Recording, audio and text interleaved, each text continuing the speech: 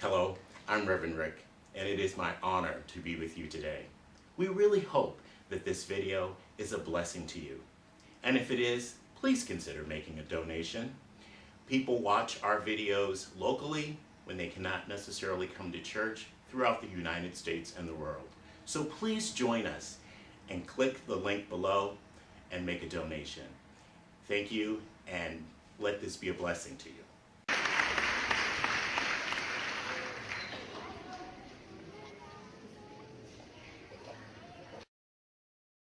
Let us prepare ourselves and put your hand over your eyes. I open my eyes to see the spiritual truth today.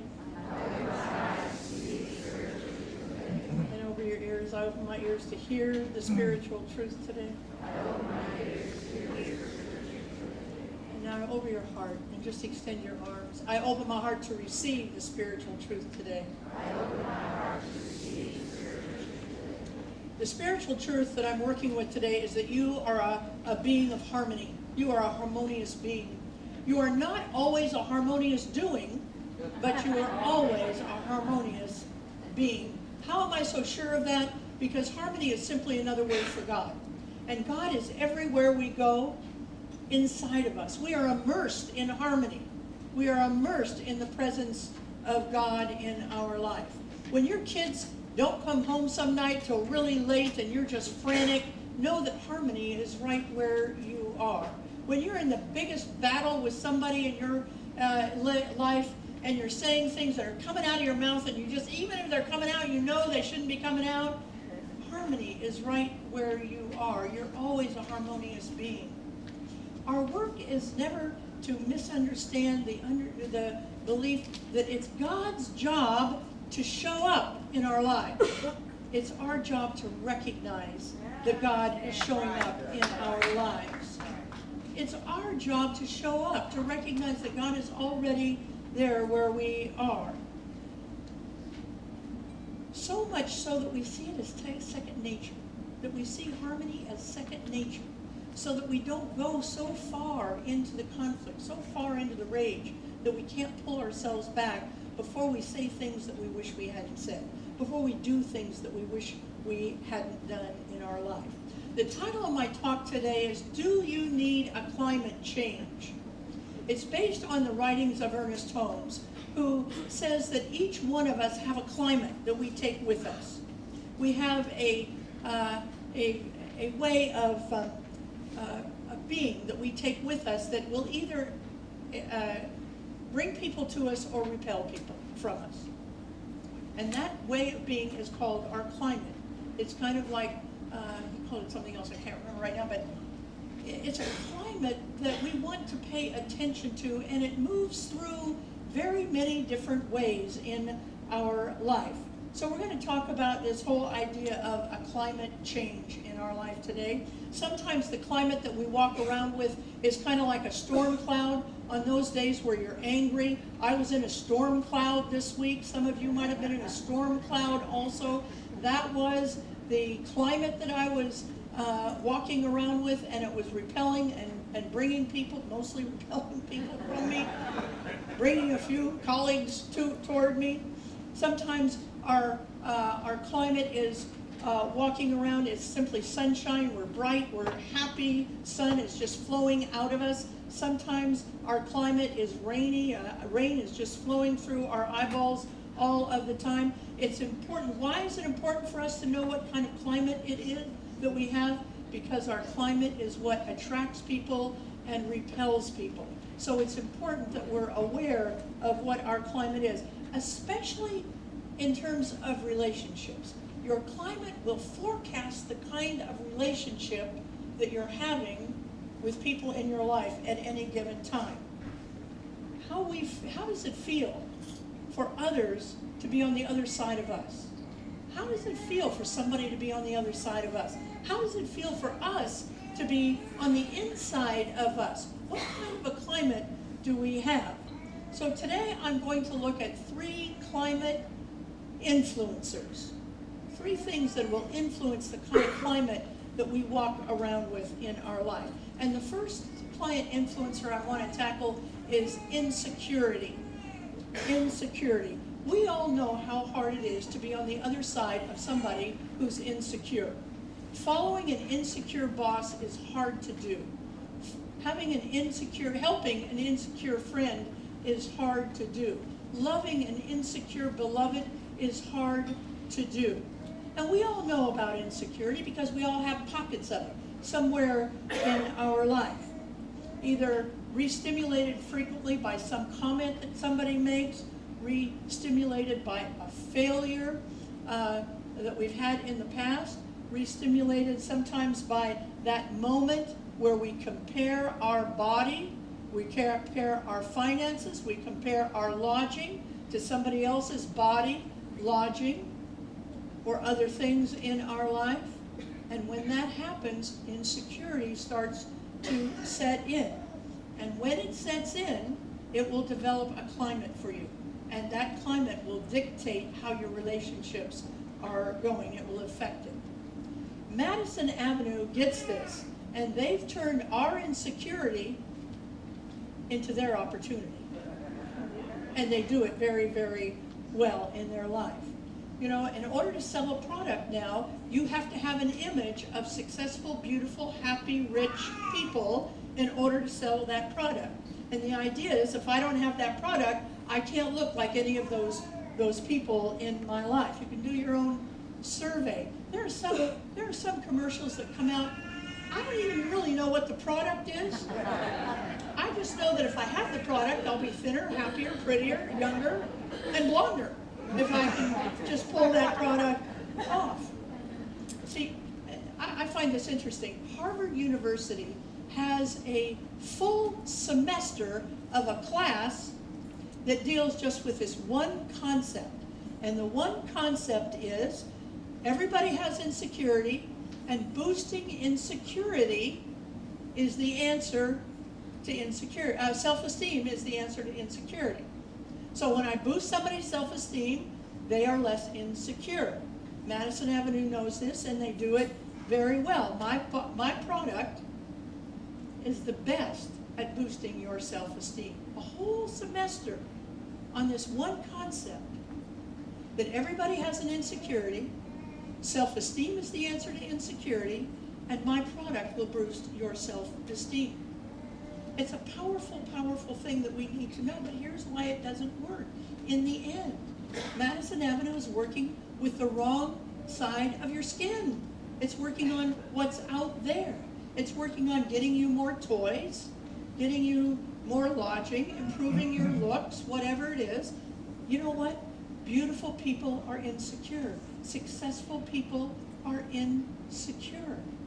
Everybody has insecure opportunities here, and no new toys are going to help it. See, we have to work on the inside, not the outside. The shift is not in getting more stuff. The shift is not looking different. The shift is in shifting your consciousness. It's understanding who it is. The true cure for low self-esteem is seeing yourself as God sees you. The true cure for improving self-esteem and not feeling less than is making a decision, is making a decision, is making a decision to see yourself as God sees you. That's the answer. Whole, perfect, and complete. And yes, you may have had periods and may even still have flashes of anger, and you're dealing with the consequences of that anger. And yes, you may have had feelings where you've let yourself or other people down, and you're dealing with the consequences of letting yourself or other people down.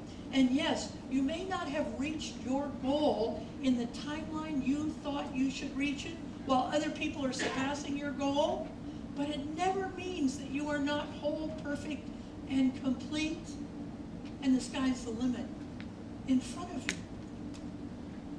The true answer to self-esteem is to know that you are whole, perfect, and complete. So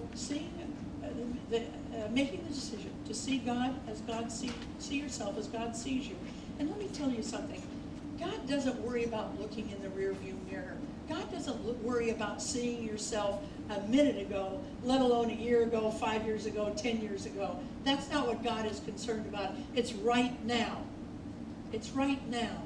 That's how God sees you, as whole, perfect, and complete. And there's nothing you can do to diminish how God sees you.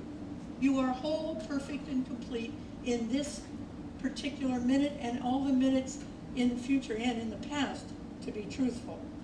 But you have to be able to be perseverant and vigilant. It's actually quite easy to make that decision. You could all make that decision right now. But what we have to do is be perseverant, because I'm here to tell you that unfortunately there is going to be something in your life that's going to upset you, even this week. There's going to be somebody who's going to try and make themselves feel better by putting you down, even this week. But in that moment, you can make the decision to see yourself as whole, perfect, and complete. Because here's the thing, how you see yourself is what determines your climate. And what determines your climate is what determines whether people are attracted to you, whether success is attracted to you, or whether it is repelled by you. So the first one is, the first climate influencer is insecurity. The second climate influencer is conflict. Now, I don't usually do this in church, but I'm going to do it today. Will you please raise your hand if you've ever had a conflict with anybody ever in your life?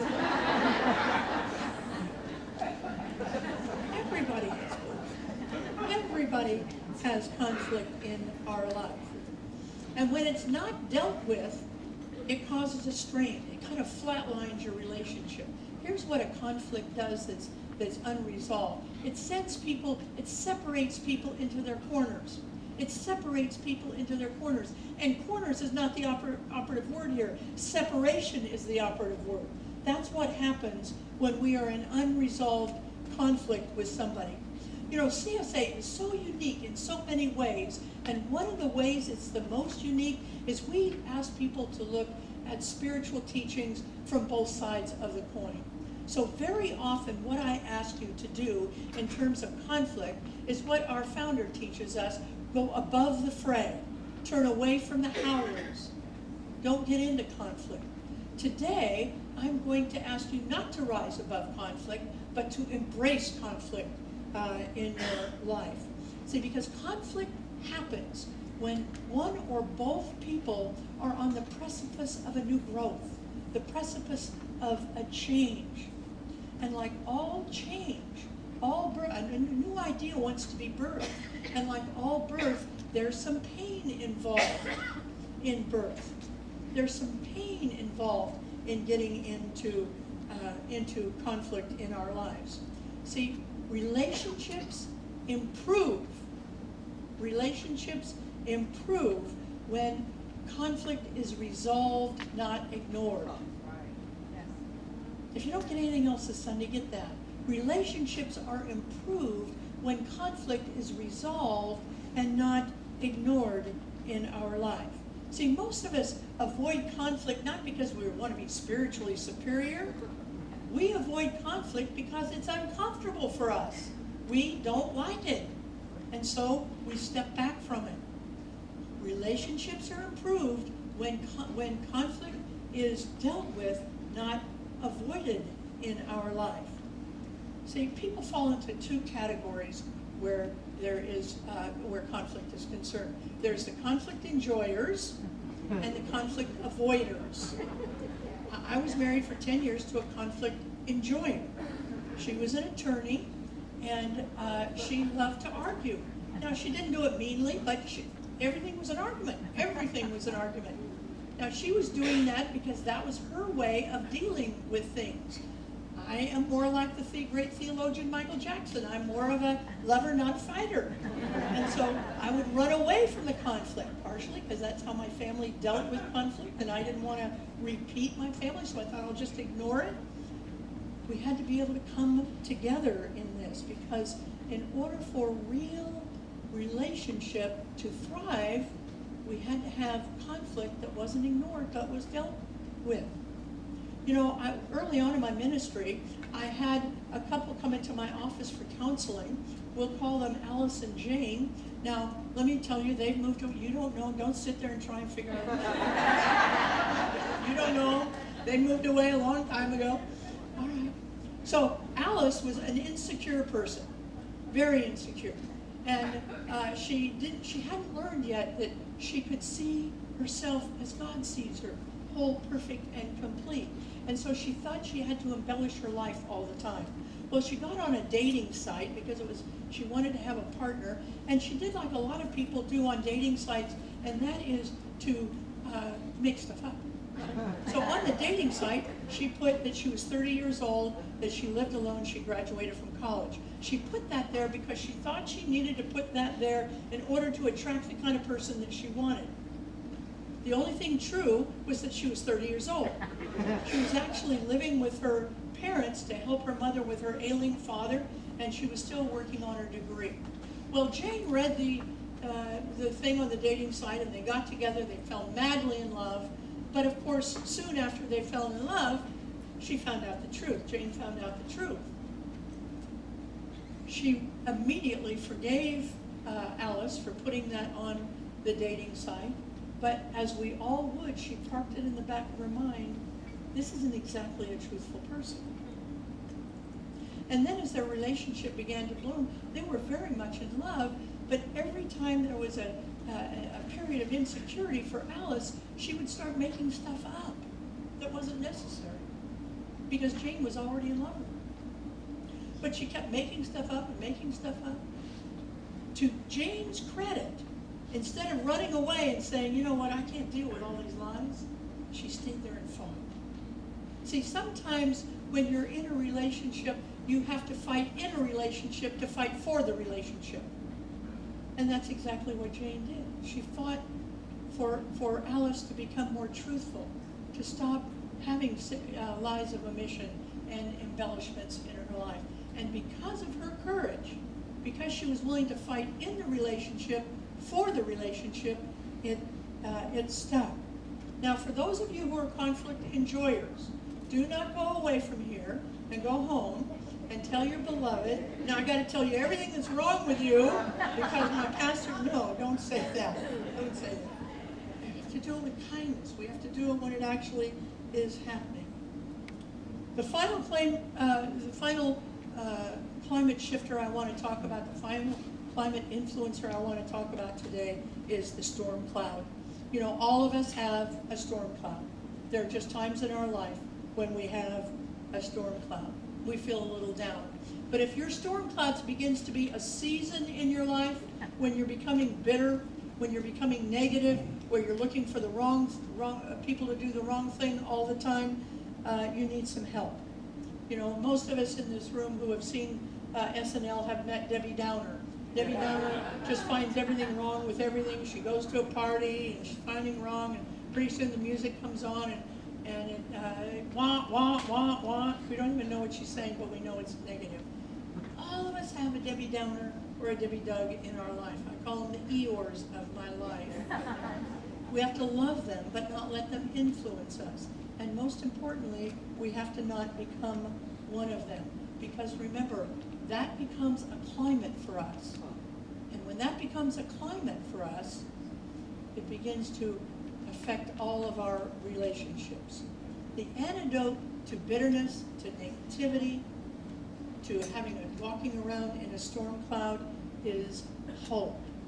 Now, sometimes you will go to a metaphysical church and the minister might say, we don't believe in hope. We believe in knowing. No hope here, we know it. It's good wisdom. The problem is, for some of us, it's premature wisdom. Some of us need hope for the moment in order to be able to get to the knowingness in our lives. Proverbs says that hope deferred makes the heart sick. Hope deferred will make the heart sick. Hope is a feeling. Hope is a vibration. Don't be embarrassed about wanting hope. Don't be embarrassed about needing hope. You are a good metaphysician if you need hope in your life. You will eventually need knowing. But for some of us, in some areas of our life, we need to start with hope. Now, a lot of times when we're walking around with this cloud, the storm cloud, we need to ask others to help us find the hope. Don't be embarrassed about going to a friend or a family member who you trust. Not somebody who's going to put you down, but somebody who's going to sit down with you and say, I think there's hope in this area of your life. And here's what I think it is. If you don't have a family member or a friend who can do that for you, or you don't want to be vulnerable to a family or a friend in any area of your life, practitioners and ministers, please stand. These people will help you find hope.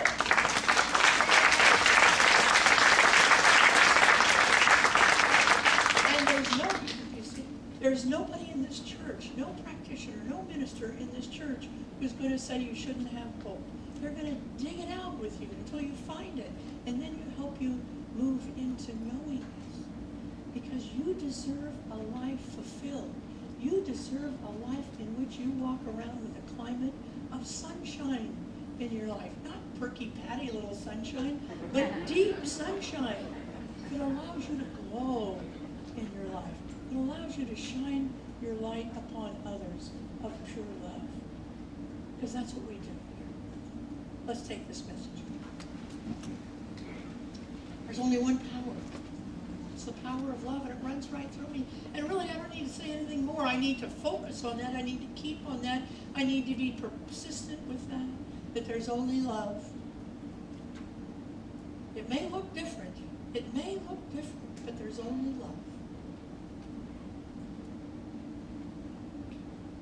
But what happened this week was the beginning of a new revelation among women in the United States and in the world, because there's only love.